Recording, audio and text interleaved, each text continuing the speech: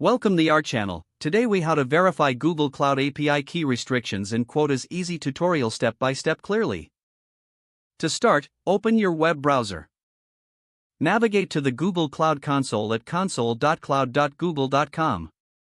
Sign in with your Google account if you aren't already logged in. Once you're in the console, locate the project drop-down at the top of the screen. Select the project for which you want to verify API key restrictions and quotas.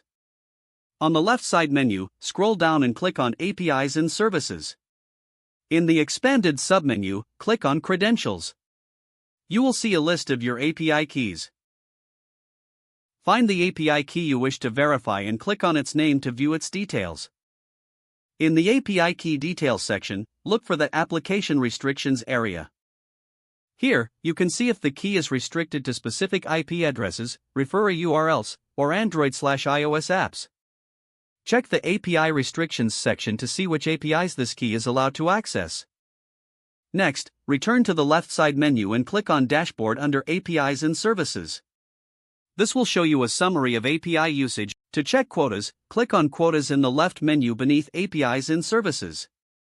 Here, you can view the usage limits for each of the. Scroll down to find your specific API and review its quotas and current usage.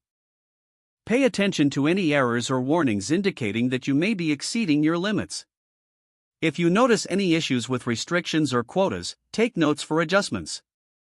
Once you've gathered the information you need, return to the API Key Details page to make any necessary changes. Adjust the application or API restrictions as needed based on your findings. Remember to save any changes you make by clicking the Save button at the bottom. To finalize, you can run tests using the updated API key to ensure everything is functioning correctly. If the page does not load, refresh the browser or try again in a private or incognito window. Make sure you are using the correct email address, then retype it carefully to avoid small typos. If your password is not accepted, use the reset option and create a new strong password you can remember. Check your spam folder for verification or security emails, then complete any requested confirmation steps. Enable two-factor authentication if available to improve account security and reduce unauthorized access risk. After signing in, review your profile details so your contact information and settings are accurate and current. If you see an error message, note it down and try again after restarting your device and internet connection. Log out when you finish, especially on shared devices, to keep your account and payment information secure.